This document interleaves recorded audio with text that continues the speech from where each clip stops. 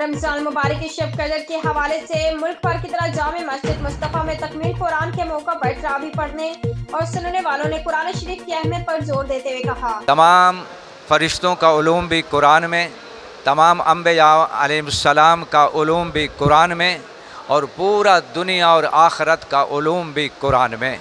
लेकिन हमारी बदकिस्मती ये कि मुसलमान अहले ईमान कुरान तो पढ़ता है, कुरान सुनता है, कुरान पढ़ता है लेकिन कुरान को न समझता है। की कोई गुंजाइश नहीं कि जो लोग जिद्दोजहद कर रहे हैं उन्हीं को इक़्तिदार मिलेगा।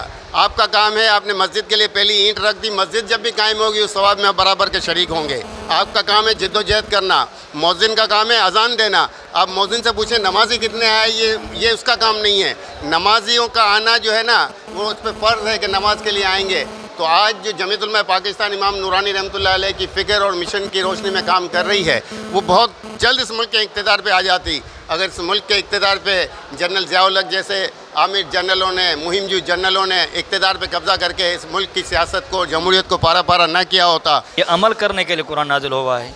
तो मैं ये समझता हूँ इस वक्त उलमा अहले हक़ की और रियासत पाकिस्तान की ये ज़िम्मेदारी है कि सियासत भी मेंबरों से होनी चाहिए और रियासत भी ये मेंबरों से होना चाहिए।